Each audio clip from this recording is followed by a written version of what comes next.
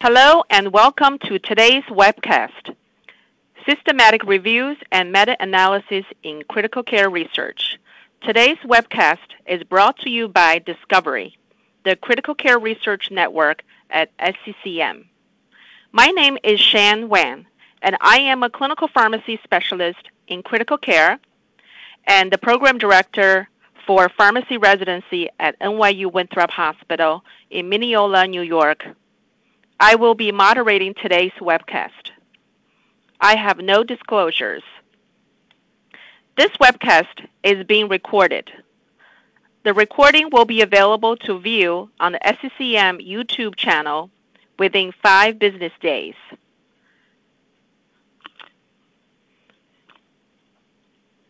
There is no CME associated with this educational program. However, there will be an evaluation sent at the conclusion of this program. The link to that evaluation is also listed in the chat box for your convenience. You only need to complete it once at the end of this webcast. Your opinions and feedback are important to us as we plan to develop future educational offerings. Please take 5 to 10 minutes to complete the evaluation. Thanks for joining us. A few housekeeping items before we get started. There will be a Q&A session at the conclusion of the presentation. To submit questions throughout the presentation, type into the question box located on your control panel. We would like to thank the Clinical Pharmacy and Pharmacology section for their work coordinating the research webinar series. Our presenter today is Dr. Walid Ahazani. Dr. Ahazani is a critical care physician, gastroenterologist, and health research methodologist. His research interest focuses on methodology of systematic reviews, meta-analyses, clinical trials, and clinical practice guideline development. He published more than 90 research papers and over 35 systematic reviews and meta-analyses. Dr. Ahazani is the methods chair on several international practice guidelines, providing methodological support to professional societies such as SCCM, ESICM, and ATS. Dr. Ahazani is the chair of the guide group that supported over 20 international high-impact clinical practice guidelines in the field of critical care. Thank you for joining us, Dr. Ahazani. Hello, everyone. Shan, thank you for the kind introduction. Our talk today is going to cover a lot of grounds, and we only have 50 minutes to go through all the slides. So please buckle up and bear with me. We'll answer all the questions, hopefully, at the end of this presentation. Our objectives for today are to cover why systematic reviews are important, an overview of the process of conducting a systematic review, and to cover some grounds on the principles of meta-analyses. I'll start by telling you a story about the thrombolytic therapy. Some of you may have come across this example in the past, but to orient you to this slide, on the left-hand side, you see the cumulative data of all RCTs. That forest plot in the middle just shows you the cumulative meta-analysis as it adds up the results with time. On the right-hand side, you will see the textbook and review recommendations with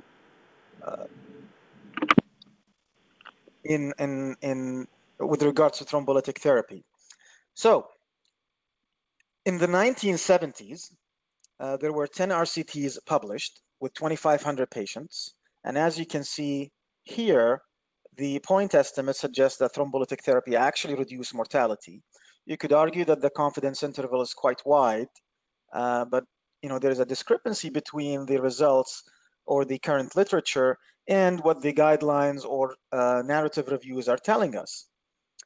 Even 10 years after, there were 30 RCTs with 6,000 patients, and again showing more precise estimates suggesting that thrombolytic therapy, in fact, more definitively reduces the risk of death. But surprisingly, there is a lag in uptake and understanding of the current literature. Not only that, but even after we had this definitive information, there were 40 more RCTs published that included more than 40,000 patients.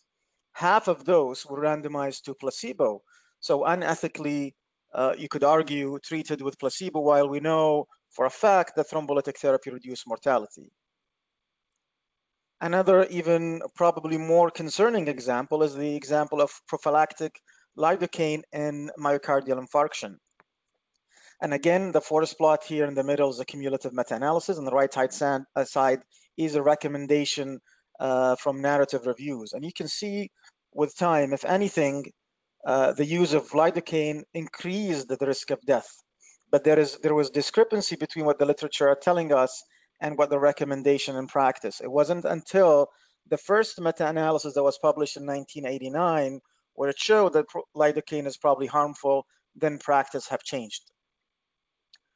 Which take me to the first principle of evidence-based medicine. Systematic summaries of best available evidence should guide patient management decisions. So what did go wrong in these two examples? Why were the narrative summaries problematic? There are few reasons. One of them is unclear on too broad question. The representation of articles where there will be maybe some selection bias or underrepresentation of the whole body of evidence, and also failure to understand the quality of evidence and some biased inferences. Archie Cochran have mentioned this well-known statement. Is posted on the Cochrane collaboration website. It is surely a great criticism of our profession that we have not organized a critical summary by specialty or subspecialty to adapt periodically of all relevant RCTs. So I'll take you quickly through the terminology. The word systematic, as the name implies, is using fixed and organized plan. Analysis is detailed examination, and these are all Greek words. So meta means moving to a new or a higher level. So what are the differences between a narrative review and a systematic review? Well, there are a few differences. First of all, the clinical question in a narrative review usually is rarely reported and is usually broad, as opposed to a more focused, well-structured question in the systematic reviews. In narrative reviews, there are rarely any proper searching for evidence as compared to systematic reviews, where there is a systematic process and comprehensive search for the available evidence. When it comes to selection of primary studies, in narrative reviews, more of cherry picking and whatever the authors believe are the correct studies, they pick them, as opposed to the systematic review, which the attempt is to identify all relevant studies. There are no attempts to assess the quality of evidence in the narrative review. On the opposite side, systematic reviews require reviewers to assess the quality of evidence. And lastly, when summarizing the results, usually it's qualitatively summarized in a narrative review as opposed to a possible quantitative summary of the results in a systematic review. So there are a few major differences in why we actually trust systematic reviews more than narrative reviews. In fact, narrative reviews could be misleading most of the time if they were not based on the principles that we have just highlighted. The methodologic quality of reviews is inversely proportional to the degree of authors' beliefs about their expertise. So those who consider themselves very experienced, they're intellectually conflicted, and they may affect their narrative summary if the process was not done systematically. So what are systematic reviews? They are original research articles. They are retrospective in nature, so you're looking at already published studies, but they can also be prospective. I will skip the current 2 slides because we'll come back to this. But you can still have a systematic review without conducting a meta-analysis. You can have rarely a meta-analysis conducted, but not based on a systematic review. But what we're interested in is this overlap in which we do the systematic review and eventually do the meta-analysis part. There are several types of systematic reviews that exist. Systematic reviews of randomized controlled trials, systematic reviews of observational studies, mostly for therapy or prognosis. There are systematic reviews for diagnostic accuracy studies, systematic reviews for network meta-analysis, and individual patient data meta-analysis. For this presentation, I'm going to focus on mostly on systematic reviews of RCTs. We'll touch a little bit on network meta-analysis, but we don't have time to cover anything else. As you will see, I'll be using examples from published papers that we have published in critical care medicine and updated in intensive care medicine, a systematic review on PPIs versus H2 blockers for stress ulcer prophylaxis, but also a paper we published in the Lancet on oxygen therapy in acutely ill patients. This slide summarizes in a nutshell the process of systematic review. Before you start any research project, the first thing to do is to develop a protocol. Protocol has to be developed a priori. There are no registration websites, so you can go to the most commonly used is Prospero, and registration is encouraged. It is not a must, as opposed to clinical trials where you absolutely have to register your protocol in order to get published, but it is encouraged to register your protocol in Prospero. The protocol also can be published, which is great if you have the time, because you will get peer review input. The problem is a peer review process may take months, so there is a balance between getting more constructive feedback and delaying the start in your project. The first step is formulating the question. A structured question should be in what we call a PICO format. And I'll give you a quick example. So we'll use the example that I've told you about on stress ulcer prophylaxis. So one question would be, what is the impact of PPIs compared to H2 blockers in critically ill adults? The population, the P stands for population, is the critically ill adult patients with risk factors for bleeding. The interventions are proton pump inhibitors, and the control arm are H2RAs. But we are missing the outcomes, and the outcomes have to be selected based on importance to patient. So we've selected few important outcomes, including clinically important GI bleeding, overt GI bleeding, pneumonia as it implies the adverse event from the treatment itself, mortality, and C. difficile infection. There are other outcomes that we included as well in the review. Other criteria that you could use to design your selection criteria is methodological design of your studies. And the studies could range anywhere between a scale from unbiased studies all the way to very high likelihood of bias, knowing that RCTs are less susceptible to bias as opposed to cohort studies. But having strict methodological criteria may impact your ability to find studies and your ability to perform your meta-analysis. So generally speaking, we say we'll include studies that are randomized.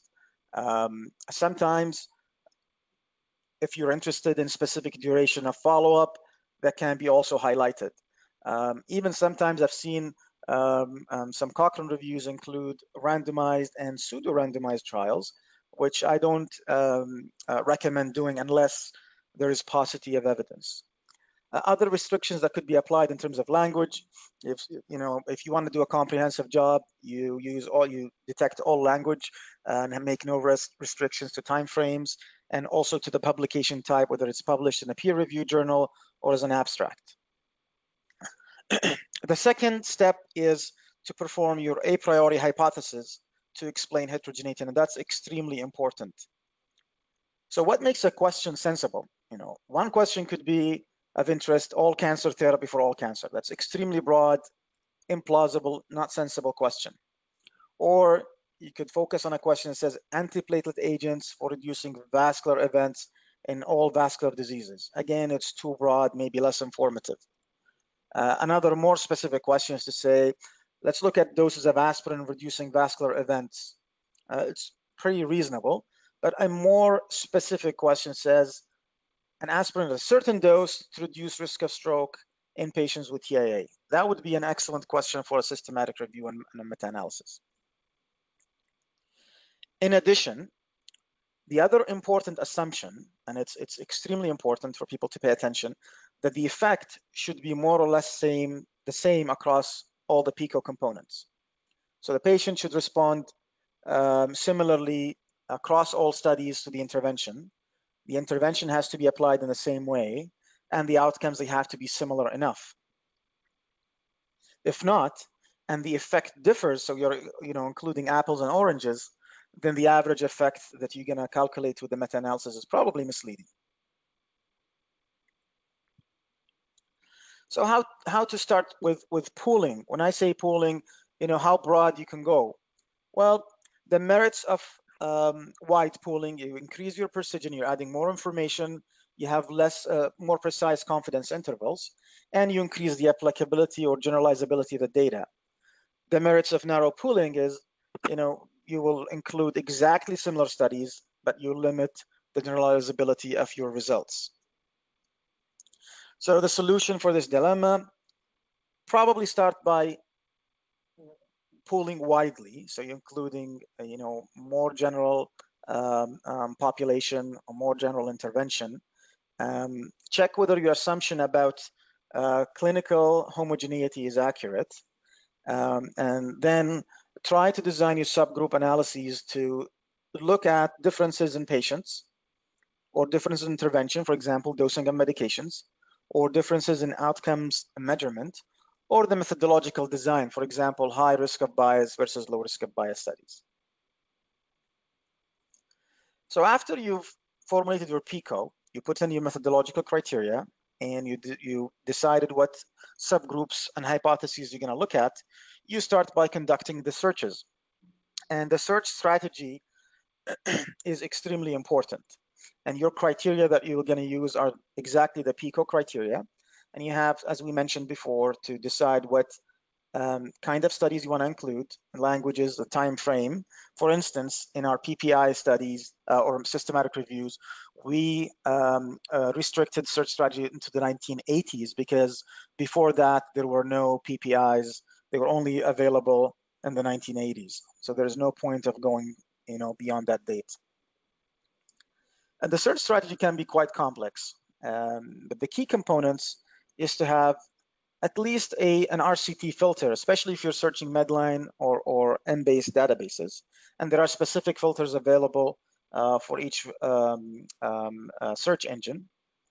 But also your search strategy should include some key terms about the intervention, for example, PPIs, and you can see there's several key terms there. And the comparator, which is H2 blockers. And also some key terms about the population. So you can see here where actually the full search strategy is up to 120 key terms and combinations. So it's not that easy for somebody who have not done a search strategy to do it on their own. So my recommendation is to go broad and search as many databases as possible. Minimum is Medline, Embase, and Cochrane. Also, there has to be some sort of effort to identify key journals by hand search of systematic reviews or reference list of relevant articles. You could also contact the lead authors in the field to ask if you missed any studies, but also looking for unpublished studies that get published as abstracts in conferences or proceedings. Some tips: if you're going to do a systematic review, you absolutely have to consult with a healthcare or medical librarian unless you have enough experience.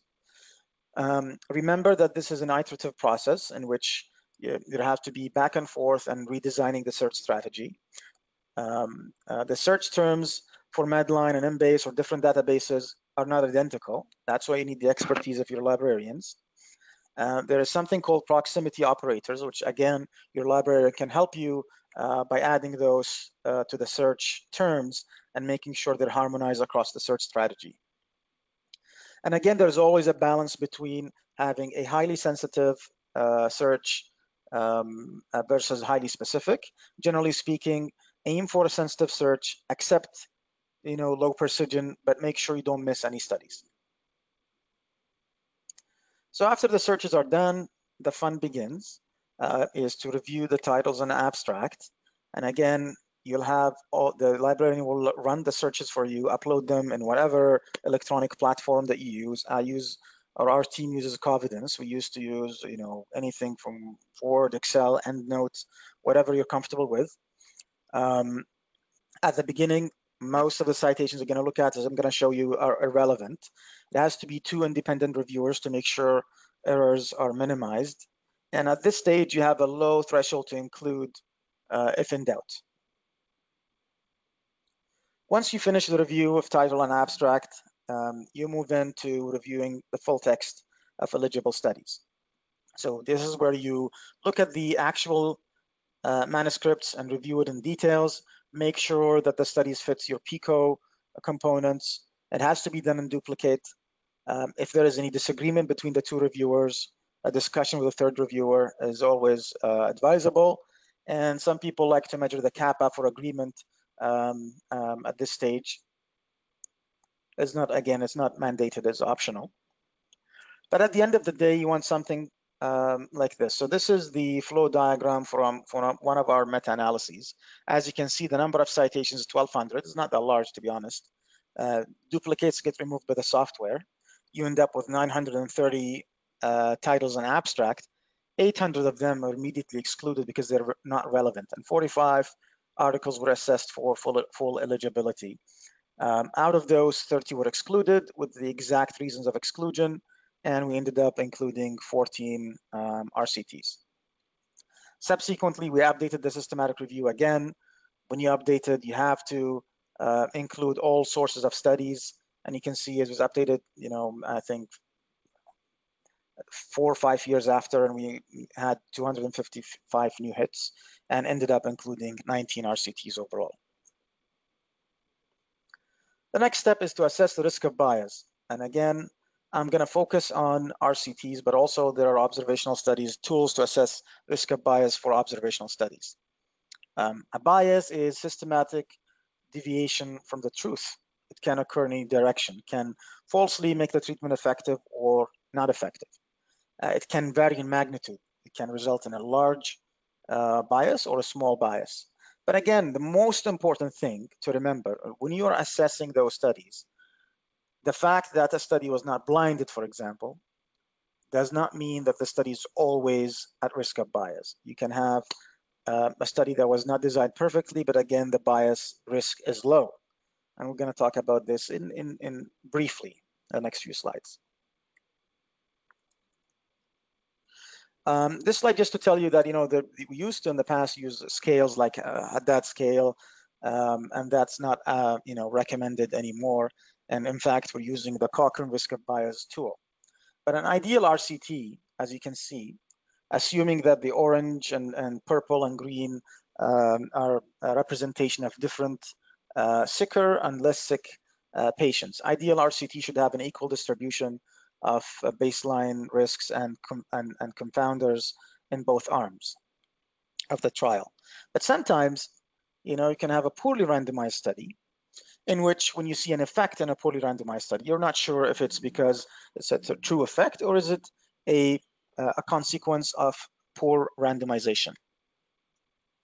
And how can you end up with poor randomization? Well, sometimes you can do a perfect job using electronic randomizations, but you also may remember the sealed envelope that were transparent and people were able to look through them, although it's a randomized method, but people were able to predict which the envelope carries which arm of the study, and they were able to manipulate the results or the randomization accordingly. Sometimes you can have a perfectly randomized study, but there is no blinding. And again, If there is no blinding and the staff or healthcare providers know, they may intervene, so co-interventions could happen, and they may intervene less in the placebo arm, for example, and it shouldn't be called placebo because it's unblinding, so in the control arm. And again, this could influence the results. But also remember that lack of blinding for an objective outcome like death, for example, is less of an impact. Okay, it's very hard to change that outcome or add interventions that could cause patients to die more often or die less often. So again, you could have an unblinded study and the outcome is mortality, and you still consider it at low risk of bias. Another issue is loss to follow-up in RCTs, and as you can see, you lose some patients, you'll change immediately the outcomes of this group and compared to the control group. So again, if you lose a lot of patients, you're really not sure if the effect was because you lost those patients and you don't know what happened to them, or is it because the treatment actually is effective.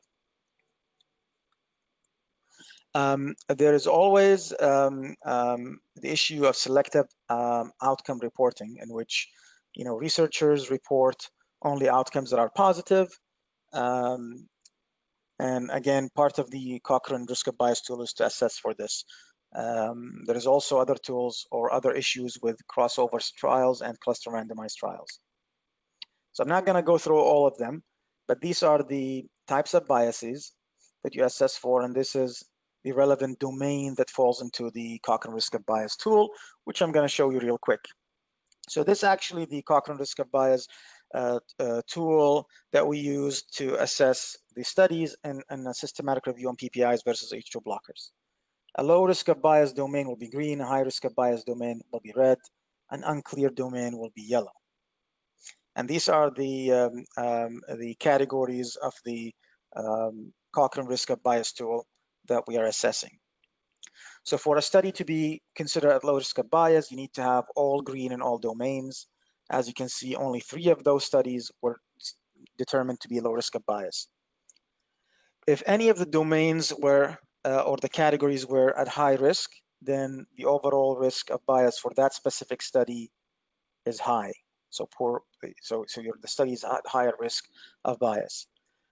In order to classify as unclear risk of bias, you need to have either all unclear or one domain that is unclear and the rest has no high risk concerns.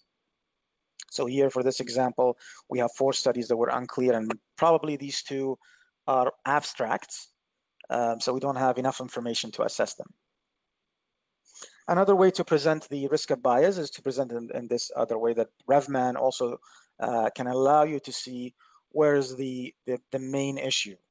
And again, you can see that about half of the studies had issues with blinding, either high risk of bias when it comes to blinding or unclear blinding issues. So that is something to keep in mind when you assess for inconsistency down the road. The last step is to look for any heterogeneity, perform your meta-analysis, and then assess the quality of evidence. And I'm going to call this data synthesis. So what measures of effect you're going to use? There are relative effects that you're going to use to summarize the data. So risk ratio, or what we call relative risk, odds ratio, hazard ratio, or an absolute effects like mean difference or standardized mean difference. These are the most common measures that we use. One thing to mention that whenever you include studies, the general assumption that the treatment effect is consistent across different population baseline risks. So you can see here the control group is in yellow, the treatment group is in blue. So the intervention does reduce this outcome in between the 2 groups. The interesting part is the relative risk is consistent across all population, is 0.66, while the absolute difference between both groups, it changes as the baseline event rate in the control arm drops. And I'll explain that in more details on the next few slides. So what a meta-analysis does is pools the effect sizes or the effect measures across different studies to a single common effect measure. And it will present the data for you in what we call a forest plot. So again, this is the forest plot for the clinically important bleeding outcome. We're still talking about PPIs versus H2 blockers. And as you can see here, we used risk ratio or relative risk to present the data. And the overall pooled estimate, which is a diamond here, is a relative risk of 0.39. So we're reducing the clinically important bleeding if we give PPIs by more than 60%. And this is the confidence interval. And as you can see, these represent individual studies. The other thing you want to look at is the weight of each study. So how much the study contributed to the overall analysis. And the weight ranges anywhere between 3.7 to 42%. So this Conrad study contributed about 42% of the information. This is why you see the dot or the square here is larger, the confidence interval is narrower, and this is determined usually by the number of patients and number of events in the study. But also you notice that there are at least 5 studies here with 0 events that did not contribute to the meta-analysis. So you see it says not estimatable.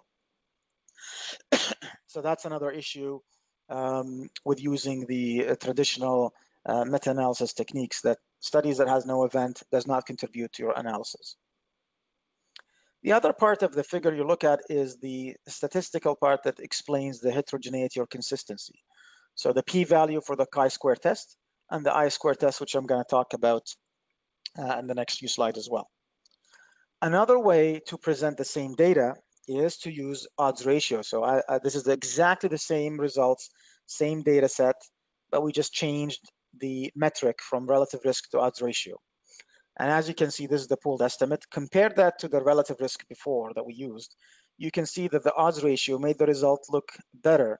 And that's one of the downsides of odds ratio. A, it's difficult to interpret for clinicians. And B, for when the event rates are high, it actually tends to overestimate the treatment effect. This is why we prefer to use relative risk as the main effect measure to present the data. Some people use risk difference. Risk difference, as you can see, the main difference, I'll go back to the previous slide so I can show you. If you look at the line of no effect, it's 1 because we're talking in relative scale. When you move to the absolute scale, the difference between the 2 interventions, the no difference line is 0. And you can see it's either reduces the outcome, so you will have a minus, or it increases the outcome, so you will have values greater than 0. The main issue with risk difference, because there is varying degrees of baseline risk across all the studies, there is always going to be, or almost all the time, there will be inconsistency in the treatment effects. So the I-square here is 50, and as you can see, the point estimates are all over the place. So what is the best way to correctly estimate the absolute effect from a meta-analysis? Well, I'll walk you quickly through the best way to do it. So instead of presenting the risk difference, what you need to do is choose a relative effect. In this case, we chose relative risk. The next step is to identify the baseline event rate in the control group, ideally from well-designed observational studies. And I've quoted one of the most recent observational studies that estimated a clinically important bleeding rate of 2.6%. You calculate your relative risk reduction, which is just 1 minus that value. So we're talking about 61% relative risk reduction. And you just simply multiply that by your baseline event rate. And we're talking about PPIs reducing the risk of bleeding from 2.6% to 1.6% compared to H2 blockers. So that's the correct way to estimate the absolute effect. So we just talked about binary outcomes. When it comes to continuous outcomes, things like, for example, here, ICU length of stay. The options are to use mean difference, and again, the scale is on a different scale. So the line of no effect is 0, and the values could be either less than 0, so minus 0.38 days, or more than a 0, like this upper limit of the confidence interval of 0.74. And again, it's pulling the estimate across all the studies. Or sometimes this is a meta-analysis from another example, when we looked at early mobilization in the ICU, and studies use different scales to measure the outcome. So they're not the same scale, they're different measures, so you can't really have a common average for those studies. So what we do is we change them to something called standardized mean difference, and RevMan easily allows you to do this. Sometimes you run to the issue of having ordinal variables. So like those of you who are familiar with the modified Rankin scale. So it is not a continuous outcome. It is different categories, 1 to 6. Each represent a different severity of disability. In that case, one option is to use a mean difference, but again, it will be less informative, or to present them as the figure I showed you, or to use something called proportional odds ratio. And you don't have to worry about this. I just want you to know that each data set may have a different way of conducting the meta-analysis. So that was the first part of the meta-analysis, to choose which effect measure you're going to use. The second part is what pooling method you are going to use. So there are two commonly used pooling methods, the Mantel-Haenszel and the inverse variance. The difference between both, Mantel-Haenszel has different estimates of weights depending on what metric you use, odds ratio, relative risk, or risk difference. While the inverse variance have, as the name implies, is the 1 divided by the variance, and both are commonly used. They usually give the same results, except when the data is sparse, which is most likely the case. You have low events or smaller number of fragile studies, then Mantel-Haenszel is probably more reliable as a metric. You probably heard about fixed versus random effect model, and I'm not going to go into details. I'm just going to show you what's the difference, because the next thing you need to choose is, or you need to look at, is which pooling method you are going to use. So a fixed effect model, and again, these are individual studies, and this is the pooled estimate across all the studies. A fixed effect assumes one truth and measures the variability between those studies and that truth. While in a random effect model, it's more conservative and allows you to, or takes into consideration different possible truths and create a distribution of the underlying effect, and then calculates the average of that distribution. And as you can see, the confidence in this diamond is wider than this diamond. So random effect model takes into account within and between study heterogeneity, so usually results in a wider confidence interval.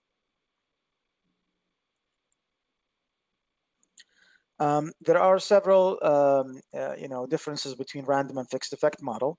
They usually give the same results if there is the heterogeneity and variance is estimated to be 0. If not, then your confidence interval is probably larger with the random effect model. But the issue with the fixed effect model, it gives more weight to larger studies. Okay, so larger studies will have a lot higher weight in the fixed effect model, while larger studies will have less weight in the random effect model. So to summarize, and again, there are different thoughts about this, but what I use, I always use random effect model, except when there is less than 3 studies, or if there is a large study that is opposing the direction of other studies, then I use fixed effect model. It's always a good idea if you decide to use a fixed effect model is to perform a sensitivity analysis using random effect model to see if your results are robust enough. Other methods comparing random and versus fixed effect models. This is a paper published in the Annals of Internal Medicine that presents a very nice example how a method of pooling could affect the overall results. So just keep an eye on these differences. One study suggested an odds ratio of 0.23, another study an odds ratio of 2.97, so clearly telling us different messages. If you use a fixed effect model, the results are quite significant. The confidence interval is narrow. If you analyze the same data using a random effect model using the Dir-Simonian layered, which is the most commonly used, the confidence interval is slightly wider. But know that there are other random effect methods that you can use, including Knapp-Harting, profile likelihood, and Bayesian analysis. And if you use any of those, you can see that the point estimate stays the same, 0.60, similar to the DL method, but the confidence interval is extremely wide now, crossing the line of no effect. A real example, what we did with our IOTA systematic review that I showed you in the Lancet, where we analyzed our different outcomes using different random effect models to test the robustness of the data. And as you can see, the data remained the same, which gave us more confidence in those estimates. Next thing I want to talk about quickly is heterogeneity. And I'll give you a quick example. So if you look at this two figures, the overall pooled estimate is exactly the same. But when you look at the studies that led to these estimates, the studies on the right-hand side here clearly are aligned and are telling us the same thing. However, if you look at the left-hand side here, there are a couple of studies that are telling us that the treatment reduces the effect. Another two studies are telling us that the treatment increases the effect. The pooled estimate is the same. So clearly, the confidence here would drop because the studies are not organized. So the one way to assess your heterogeneity is to look at the similarity of point estimates. If they are less similar, you're less happy. And you look at the overlap of confidence intervals. Excuse me. If they are less overlap, you're less happy. And to assess for heterogeneity, what we look at is if the relative effect across all the studies is consistent. So your null hypothesis for the test of heterogeneity that they're all equal. And the p-value for the test of heterogeneity here is 0.99, which is not significant. Compare this to the p-value here of less than 0.001, which means that there is inconsistency in those studies that requires further investigation. Another metric that we use to measure heterogeneity in studies is called the I-square. The I-square ranges anywhere between 0% to 100%, and it quantifies the amount of differences between studies that is not explained by chance alone. So the larger your I-square, the more likely or the more concerned you are about heterogeneity. Let's go back to the same examples. The I-square here, if you were to guess, it's 0%, while the other example that I showed you, the I-square here is almost 90%. So we're really concerned about this. So what you're going to do next is to conduct your subgroup analyses. So you look out, for variables that, if you remember, I told you decide about your subgroup ahead of time. So you look at, different patient populations, different interventions, outcomes, or even risk of bias. And I'm going to give you a couple of examples. So in the IOTA systematic review that I told you about, we decided a priori to look at study population, risk of bias, oxygen delivery method, and the dose of exposure. One of the outcomes that we looked at was hospital-acquired infection. While the point estimate here showed, no effect overall, the I-square was 62%, which mandated us to look at subgroup analysis, which we did, looking at medical versus surgical population. And as you can see, the diamond here for the medical population is actually going to the right side, while the diamond for the surgical population or the pooled estimate is going to the left side. So there is a true heterogeneity, and the P of interaction is what you look at is less than 0.0001, so it's pretty significant. So here we know that surgical patients probably behaves differently or have less risk of infection when they get exposed to oxygen. I'll give you another even more interesting example. For the clinically important bleeding outcome, this is the exactly same slide that I showed you before. And the I-square looks perfectly normal. The p-value for your chi-square test is non-significant. Despite that, we have decided a priori to conduct a subgroup analysis by risk of bias. And this is what we found. So for trials at a high risk of bias, the treatment effect was extremely large, as opposed to trials that were at low risk of bias, in which the treatment was more close to no difference. And as you can see, there is a minimal overlap between these two confidence intervals, and the P of interaction was really significant, and the I-square for interaction between the two groups was significant. So because the I-square sometimes is underpowered to detect differences across or heterogeneity across studies, you still have to do your subgroup analyses even if there was no heterogeneity, similar to this example. Another thing you need to understand that when you plan your subgroup analyses, you need to choose, 4 or 5 at the most. The larger the number of subgroups that you conduct, the higher the likelihood of chance. And this is a real example from a study that looked at aspirin and placebo, very large sample sizes, where this is the overall effect, showing that aspirin reduces risk of death by 23%. Authors conducted this interesting subgroup analysis. So subgroup 1 had actually a 9% increased risk of death. Subgroup 2 had a 28% reduction in death. I would have asked you to guess, but you can't talk back to me, so I'll tell you what these subgroups are. They did subgroup analysis by astrological signs for patients. So patients who were born or had a Gemini or a Libra astrological signs had high risk of death as opposed to others. So this is a clear example that subgroup analysis can give you sometimes results that are positive just by chance alone. And there is a long list of subgroups that have been disproved. I'm not going to go through them just for the sake of time. So, can we trust the results of subgroup analysis? The questions you ask yourself: can chance explain the difference? You look at the p-value of interaction. Is the difference consistent across studies? Was a subgroup difference of one smaller subgroups and consistent of a priori hypothesis? Was the direction pre-specified? Is there a strong biological rationale? And there are other criteria as well. Also, it's important to know if authors looked at within study versus between study heterogeneity. And I don't think I can spend a lot of time on this, but I'll give you a quick example. So in situation or example number 1, study number 1 included only men, and the relative risk was 0.5. Study number 2 included only women, and the relative risk was 1.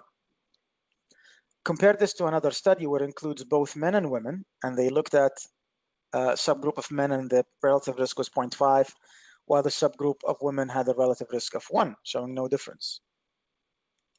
So you look at between study subgroups in which the unit of analysis is the studies. The possible explanations of the differences, probably maybe men were older or sicker.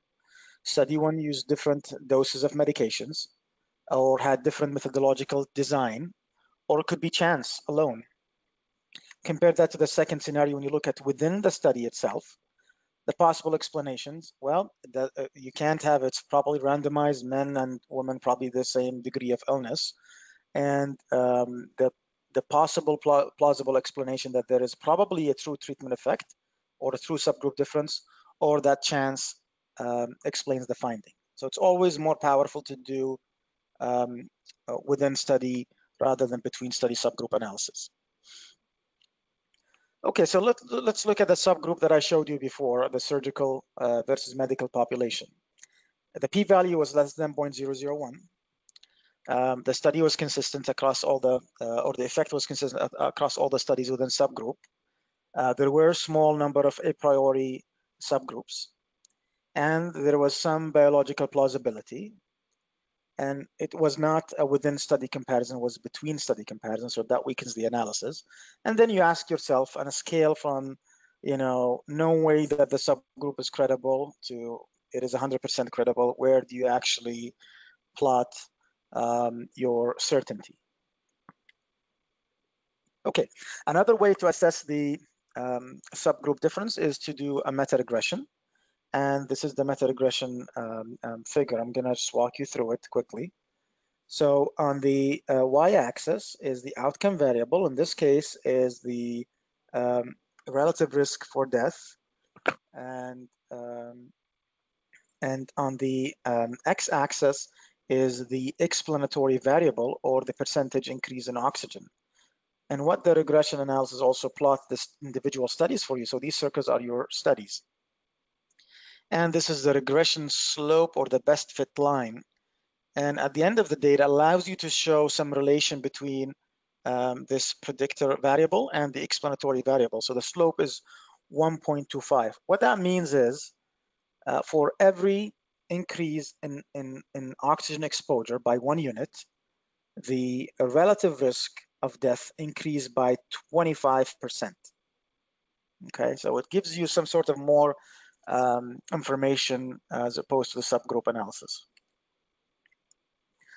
The problem is you will need at least 10 studies to conduct a meta-regression. So any systematic review that includes less than 10 studies is not useful. And it also takes into account the study weights, so it can be more helpful. The other thing I want to talk about briefly is publication bias. As you know, studies studies that are small or negative tends to get unpublished, or industry-sponsored studies that are negative, they used to get unpublished, and that could affect your overall analysis. And the way we assess for publication bias is either by doing a funnel plot or some other regression analyses. A funnel plot will look something like this.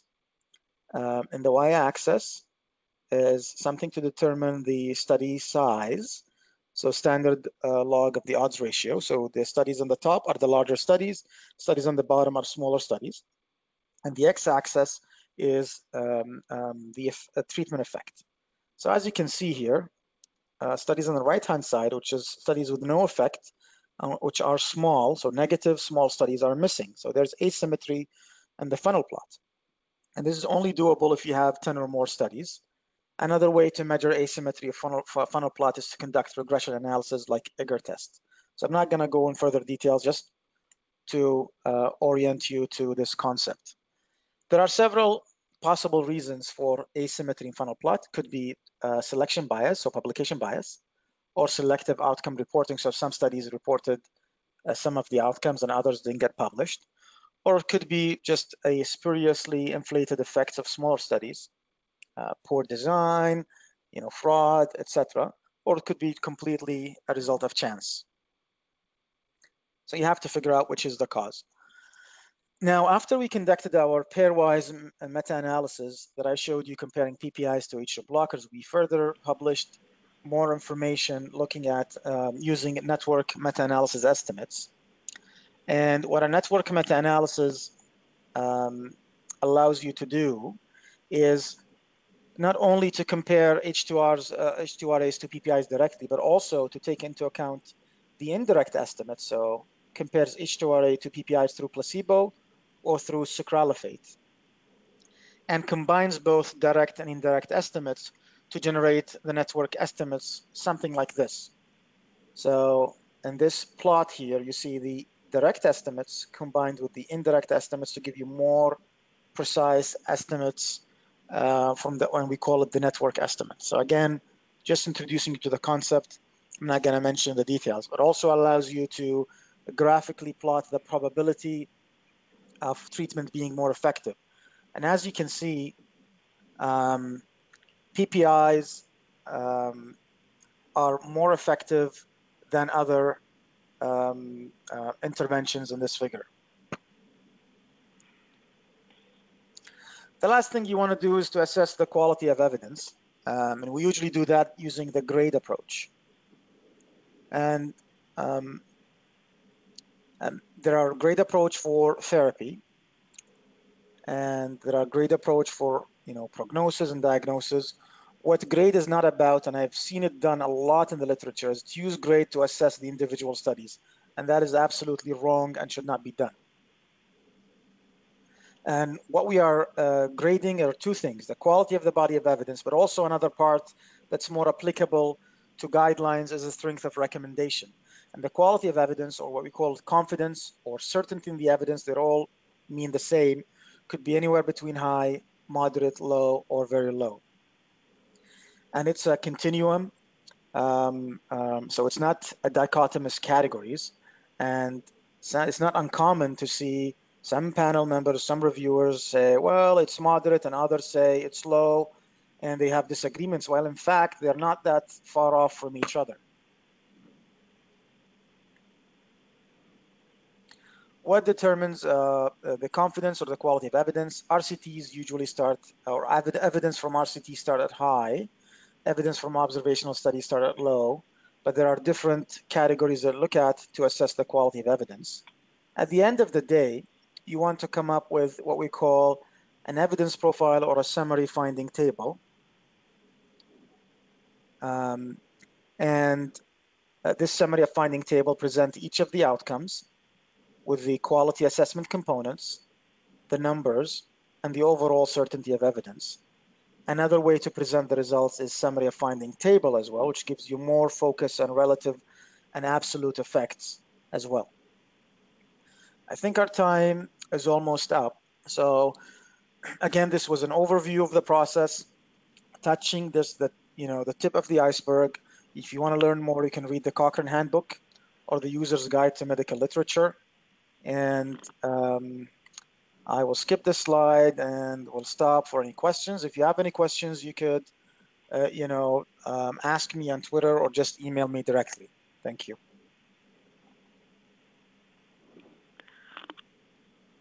Thank you, Dr. Ahazani. That was an excellent talk. I certainly learned a lot.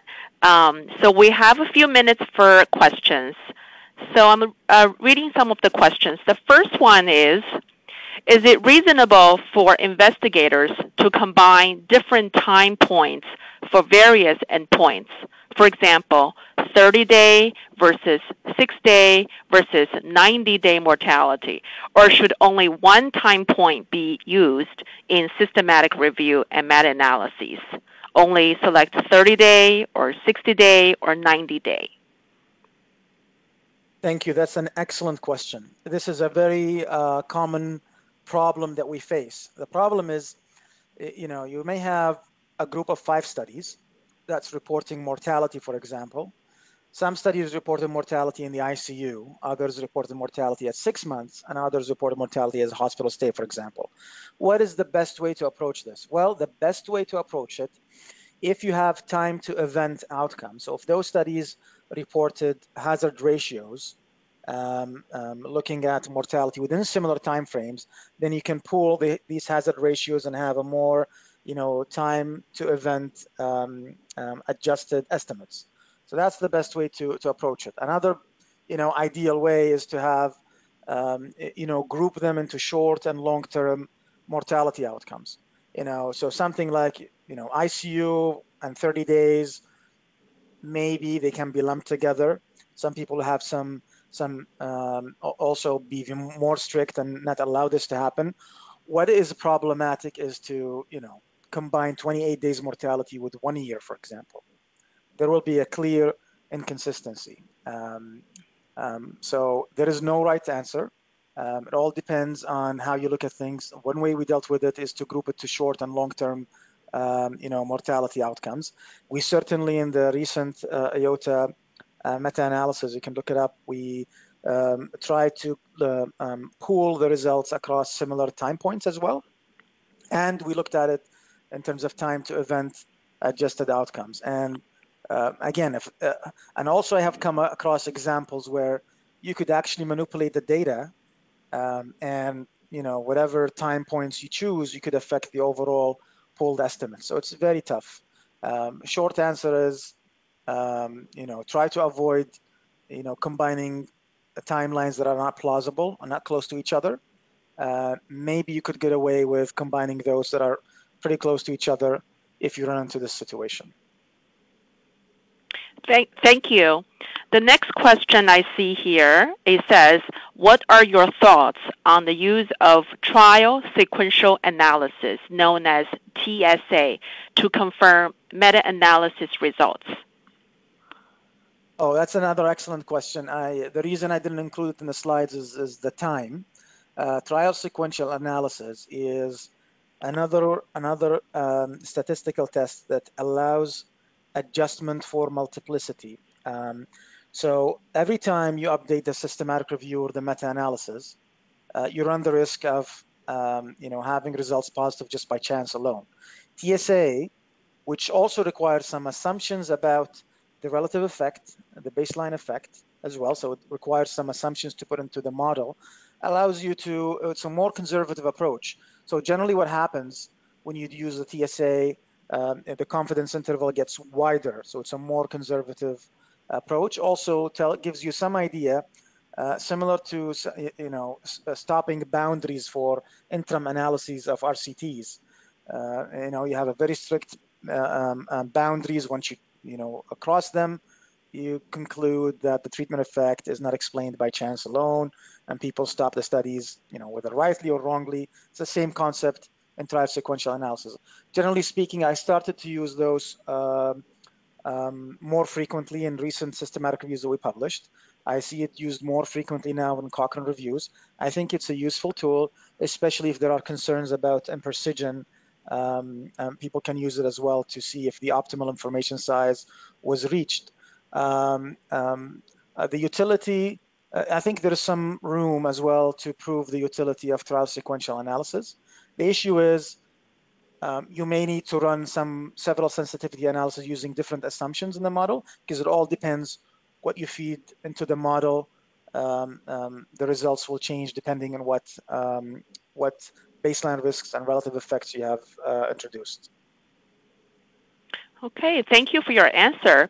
The next question I have here, it says, should I read the studies before I put the study criteria together, or should I read the studies after? I'm assuming he's asking put the meta-analysis criteria together. And then the second part of the question is, can I modify it later? Okay, so that's an excellent question. This is why I think the hardest part or the most important part of conducting a systematic review is planning. Anything you do after the fact is considered a post hoc analysis, and sometimes can be driven by eagerness to get positive results, or an attempt to show something in the results. So ideally, you design your study and you stick to your design. This is why registration of protocols is important. There is no harm of having a quick scan of the literature to understand the topic from a content, perspective. But ideally, you should decide your PICO component a priori based on your understanding of the literature or the plausibility of the question, what you're trying to answer, and then you stick to it. The last thing you want to do is to the searches, look at the studies and say, well, I will tweak it this way, I'll tweak it the other way to make sure the results, are positive or negative. This is what we're trying to avoid when using a systematic process to minimize this kind of behavior. I agree with you, Dr. Hazani. I agree with you 100%. Next question I have is one of the audience asked, I just completed a meta-analysis and one of our reviewers asked or recommended the use of E-value to account for uncontrolled or for uncollected confounding bias in a meta-analysis. This is not required by Prisma or Cochrane, but this is also a fairly new tool. Do you have any opinion on its use? Honestly, I have never used it before, and you're probably better off asking a statistician. I know very little about this. We've also faced the same thing with a recent review that we submitted. It's definitely not one of the must-do analyses or must-report analyses that is recommended by Cochrane or Prisma. I agree with you. But again, it's context-specific, and you probably have to get some input from your statistician. Thank you. And then the next question is, if we have studies with high or unclear risk of bias, why don't we just remove them? Are we allowed to do that? Okay, so that's an excellent question. The issue is, assume the following scenario, that you have a body of evidence, including both high risk and low risk of bias studies, yielding high quality evidence. So you have high confidence in the estimates. Then in that scenario, you don't need to remove the high risk of bias studies. Sometimes you have enough information from low risk of bias trials, so your confidence in the estimate using the grade approach is high.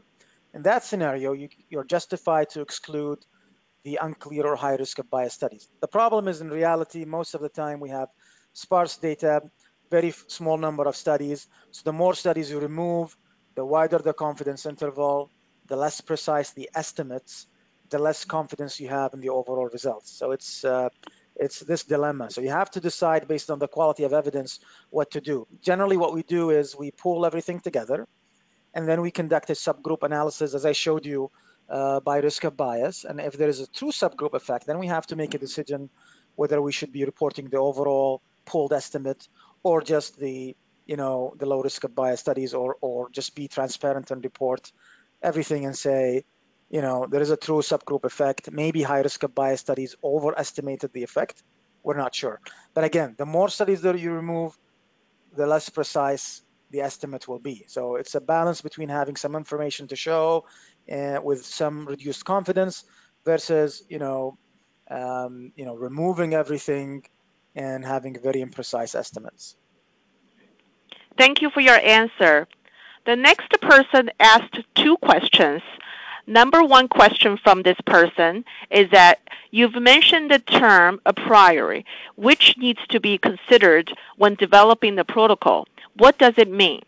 Question number two, is there a cutoff point for heterogeneity percentage? Excellent question. So a priori means you do it before you start the review. So, after you started the review and you've looked at the data, anything you do after the fact is considered post hoc. So it has less credibility when you publish your results. If you plan it ahead of time and you stick to it, that's what we call a priori. The second part was about the I-square test. Again, I generally consider, it's a range, and I didn't want to confuse people, but there's also a confidence interval surrounding your I-square. But generally speaking, an I-square above 50% is worth investigating. So anything above 50 prompts me to say, well, I'm concerned. Let's look into more details. Make sure we didn't make a mistake, when we entered the data into the analysis software, because that's a very common cause of inconsistency. Or do the subgroup analyses and see if we can explain it. The problem is if you do your subgroup analysis and you cannot explain the heterogeneity, and you have to live with it and say, well, we couldn't explain it. We didn't have a clear reason to explain the heterogeneity. Our confidence in the estimates will drop lower, from high to moderate or from moderate to low, and just be transparent about it. Thank you. The next question is, how do we explain funnel plot? Sorry, the funnel plot. How do we? Oh, how do we explain funnel plot?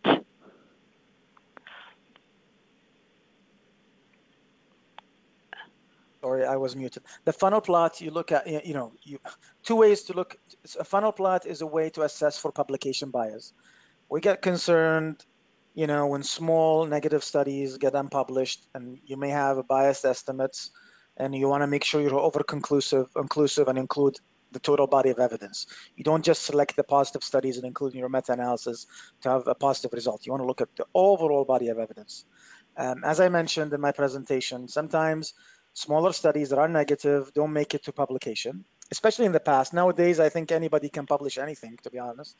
But also industry-sponsored studies sometimes don't make it to publication, especially if they're negative. So you have one way to help you assess for this is to look at the funnel plot, which is, as I showed you, a relation between the study size and the effect size, and you look for asymmetry in which the smaller negative studies are missing. If you have, statistical support, you can also conduct regression analyses using Egger test and other tests that can actually statistically measure the asymmetry of the funnel plot and gives you an idea about the likelihood of publication bias.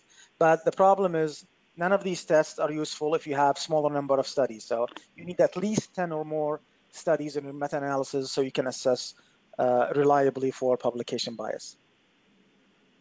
Thank you. And I'm going to read one more question. We do have a few more questions. I would suggest the audience to direct the questions to SCCM support or to tweet to Dr. Ahazani directly. But the last question I have is, what do you think of meta-analyses or systematic reviews of exclusively observational studies? No RCT, especially in the nutrition field. Should we trust them? So that's an excellent question. Again, so two parts. Is it doable? Yes. The first question you ask yourself, if in a particular field there are enough RCTs that answers the question, honestly, there is no need to look at observational data. However, we know that's not always the case.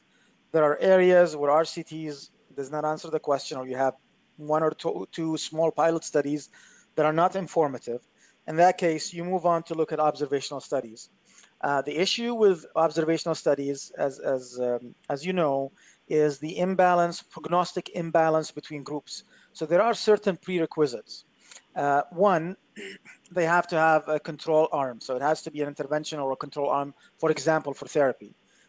B, they have to use some sort of an adjustment for different variables. So they have to use multivariate analysis to adjust for different variables that could affect the overall outcome. And if we had time, I could have shown you an excellent example of how the studies can be misleading.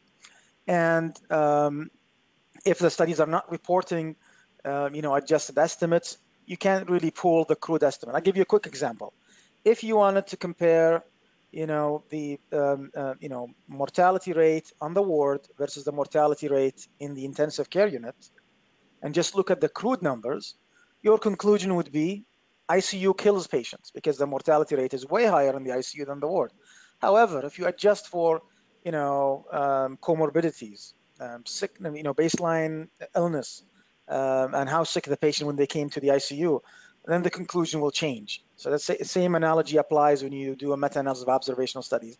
Certainly, there are a few examples where observational studies meta-analyses actually were helpful, and subsequent meta-analysis of RCTs actually yielded the same results. But I would be, very cautious to interpret the results of any observational study meta-analysis when it comes to intervention. Not for prognosis is a different story. Thank you. And then lastly, I just wanted to mention to everyone, some of the audience members have wrote it in the question section. Great talk. Thank you, Dr. Ahazani. Thank you. So for the interest of time, I'm going to stop here for Q&A sessions. There are a few questions that haven't been answered, but as I mentioned before, please reach out to Dr. Ahazani directly by tweeting him, or you can reach out to SCCM support for your questions. So finally, thank you, Dr. Ahazani, for an excellent talk, and thank you, everyone, for attending the webcast. Again, you will receive a follow-up email with the link to complete an evaluation. The link to that evaluation is also listed in the chat box for your convenience at the bottom of this page if you do not wish to wait for the follow-up email. You only need to complete it once. There is no CME associated with this educational program. However, your opinions and feedback are extremely important to us as we plan and develop future educational offerings. Please take 5 to 10 minutes to complete the evaluation. The recording for this webcast will be available on the SCCM YouTube channel within 5 business days. That concludes our presentation today. Thank you all for joining us. Have a great day.